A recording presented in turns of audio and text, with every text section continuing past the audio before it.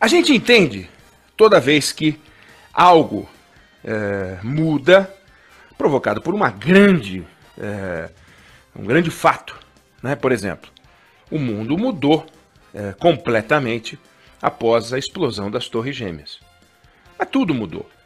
O jeito de viajar, os conceitos de xenofobia, a forma como as pessoas começaram a tratar os estrangeiros, mudou o preço do petróleo, mudou tudo com um fato assombroso que foi a explosão, né, o atentado às Torres Gêmeas, aquela cena inesquecível e horrorosa. Não tem como, quando aquilo passa na televisão, você não parar para ver, ainda que já tenha visto 100, 200, 300 vezes, você olha e fala o que é aquilo. E você sabe o que é aquilo, mas você ainda pergunta o que é aquilo. São fatos transformadores. Você entende quando, não neste patamar, preços e realidades mudam diante de um fato igualmente importante, ou menos importante do que isso, mas importante, por exemplo, a explosão da maior refinaria de petróleo do mundo, na Arábia Saudita, em 2019. Todo mundo lembra. O mundo parou para falar, bem, explodiram só a maior refinaria de petróleo do mundo. 5% da produção de refino estava lá. E foi uma coisa chocante, mudou a noção de preço, previsões mais ousadas, previsões mais otimistas, menos otimistas, enfim. Mas aquilo foi uma coisa impressionante.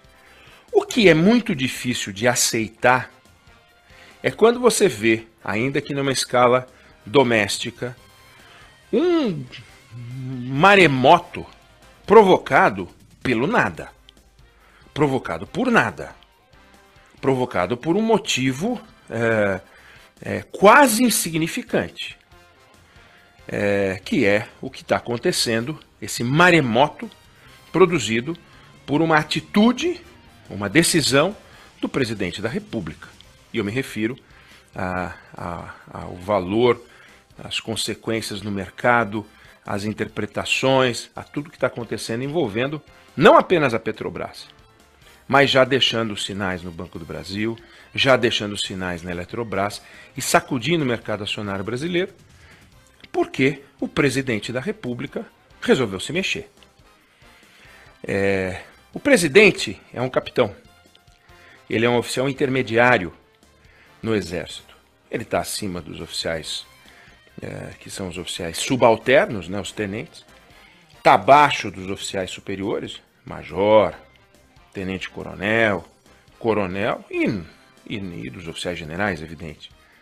Apesar da carreira dele no Exército ser uma carreira relativamente breve, apesar dele não ter avançado na carreira militar, não ter chegado a oficial superior, não ter se tornado um oficial general, mesmo assim, com essa carreira mais breve, ele sabe que, e aprende, não apenas os valores ligados à disciplina, né, ordem, cumprimento das ordens, horário, que ele preza tanto. Ele vira e mexe e diz, subordinados meus, subalternos meus, tem que fazer isso. Ele sempre lembra a questão da ordem. Mas ele sabe também, embora lembre pouco, a parte ligada à estratégia. Uma ação militar envolve uma estratégia.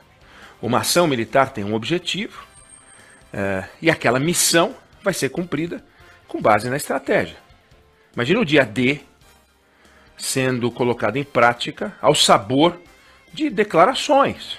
Ao contrário, você faz exatamente o contrário. Você vai se valer de informações e com base nas informações você vai tentar descobrir qual é a melhor forma de abordar o problema. Então, por exemplo, o preço da gasolina variou ao longo dos anos. Mas variou quanto?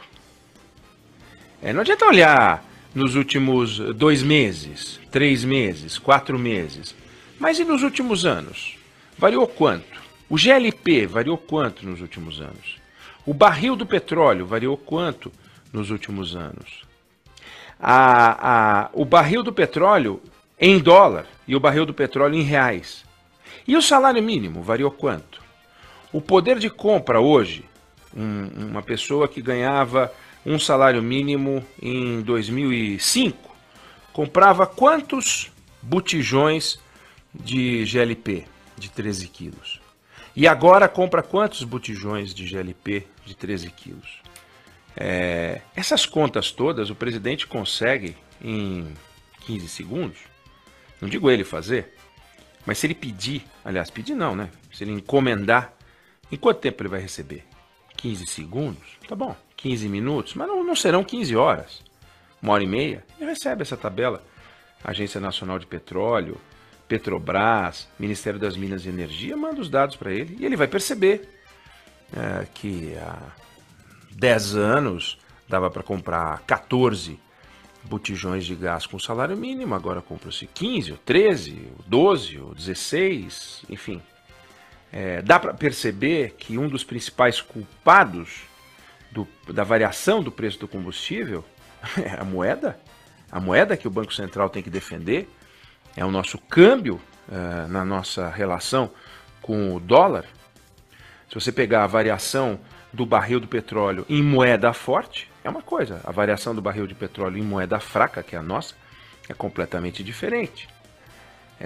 Quanto de diferente?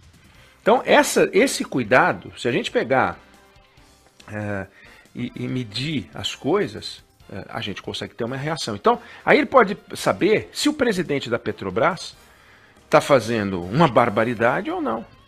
Mas nós temos uma política de reajuste que é muito rápida, ou seja, o barril variou lá, com o câmbio que variou, a gente vai lá e reajusta. Bom, mas essa foi a política definida, pactuada com o Conselho de Administração. Não é uma coisa do presidente da Petrobras que resolveu de forma irresponsável fazer isso. Aliás, isso é uma decisão colegiada. O presidente vai, faz seu gesto voluntarista, muda o presidente da Petrobras, deve ser confirmado o novo presidente da Petrobras, e ao fazer isso, sugere ou aponta para quem está assistindo que as coisas vão mudar. E as coisas não vão mudar. As coisas não vão mudar. O governo pode até fazer um reajuste no preço do combustível, que em vez de ser sempre que o barril mudar, pode ser uma vez a cada 45 dias, uma vez a cada 2 meses. Só que os aumentos vão ser mais expressivos. Vai acumular. A Petrobras vai ter que, de alguma forma, financiar isso, ou o governo vai ter que financiar isso. Porque digamos que você tem uma variação de preço de 15% num ano, e isso fatiado em 10 mudanças de preço, se você vai segurar isso durante um ano, a Petrobras, se a Petrobras tiver que financiar isso, o valor da Petrobras vai desabar. E não pode. Então, o governo vai ter que criar um fundo de algum tipo para pagar essa conta. A solução está resolvida? Não está. Então, a mudança do nome simplesmente não quer dizer nada. Mas só que o presidente não se concentrou apenas na Petrobras. Ele falou de mudanças no setor elétrico. E aconteceu algo muito curioso. Hoje, saiu a informação de que a diretora da área financeira, CFO, né, a responsável pelo dinheiro e a relação com os investidores da Eletrobras, chamada Elvira Cavalcante, mandou uma carta para o Ministério das Minas e Energia, funcionária executiva da Eletrobras, muito bem formada, com passagem pela Ambev, pela Chesf, pela Light, pela ALL, fez London School of Economics, está lá num cargo importante, responsável pelo dinheiro, pelo caixa, por defender o caixa, por defender o valor da ação da Eletrobras.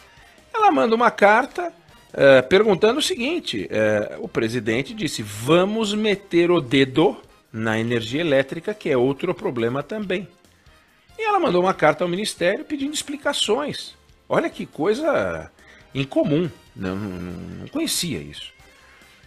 Ela pediu explicações dizendo, lembrando que a Eletrobras tem ações na Bolsa de Valores de São Paulo, Nova York, e que informações que possam ser consideradas relevantes sobre a companhia têm que seguir critérios de mercado.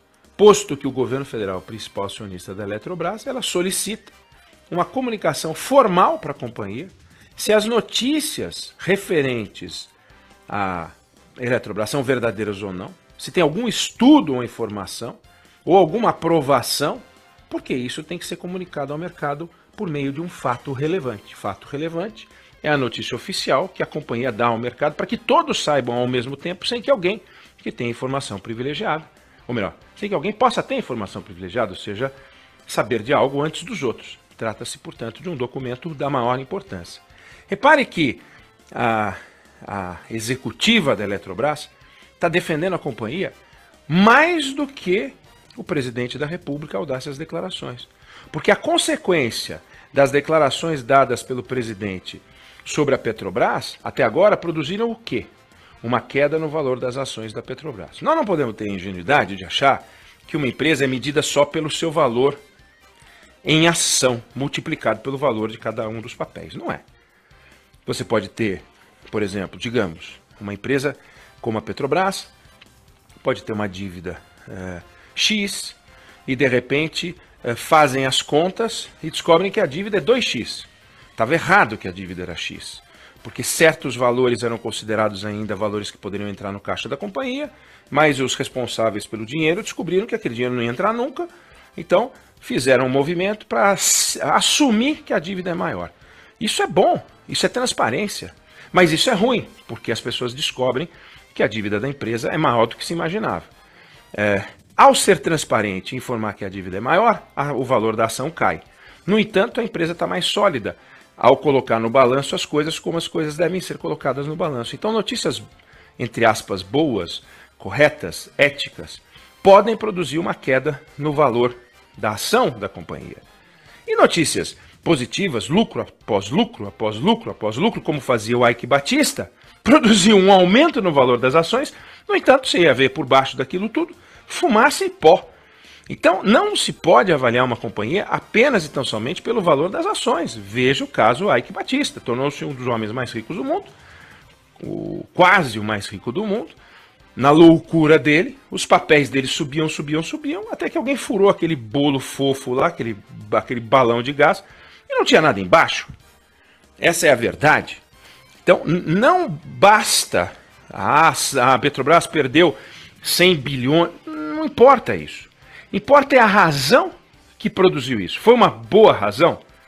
Foi uma declaração de transparência? Não, foi o contrário. Foi uma declaração estabanada, foi uma declaração inadvertida, foi uma declaração de quem deveria agir de forma mais estratégica e agiu de forma voluntarista. Alguém que deveria se comportar como líder de um exército transformador e agiu como um soldado isolado, alguém que não faz parte, não lidera uma equipe. Então é importante que, feito o estrago, o general que vai assumir agora a Petrobras comece a dar declarações pacificadoras para que todo mundo entenda que foi um gesto voluntarista, mas que efetivamente não haverá a intervenção do governo na formação de preços da Petrobras. Porque se houver isso, as pessoas terão o direito de imaginar que a Petrobras está mais perto de uma PDVSA venezuelana do que de uma grande companhia, ainda que estatal, dessas que estão dando um show no mundo de rentabilidade, enfim. E essa proximidade de PDVSA é um desastre.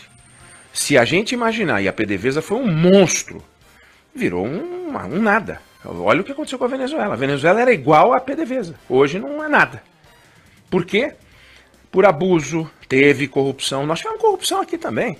Então imagina uma sequência em que a gente tem corrupção e intervenção. A intervenção da Dilma custou muito mais do que a corrupção do petrolão do PT. Mas muito mais. Em bilhões de dólares, usando dados da Lava Jato, 10 vezes mais. E olha que a corrupção foi impressionante. Por quê? Porque ela resolveu fazer populismo. resolveu brincar com a Petrobras. Hoje é mais difícil brincar com a Petrobras, depois do governo Temer. Há regras muito específicas e que, se o governo começar a tomar certas atitudes, haverá o governo de pagar por aquilo que produzir negativo no caixa da Petrobras. Mas fica aqui um alerta. O presidente percebeu que com suas declarações ele consegue produzir um estrago muito grande. Vamos agora torcer para que ele consiga perceber também que com o seu silêncio ele pode produzir acertos muito grandes. Coisa que ele já experimentou ao ficar quieto no caso do Daniel Silveira, em outros momentos em que ele ficou calado. Na política ele já percebeu isso. Agora vamos torcer para que perceba isso também na economia.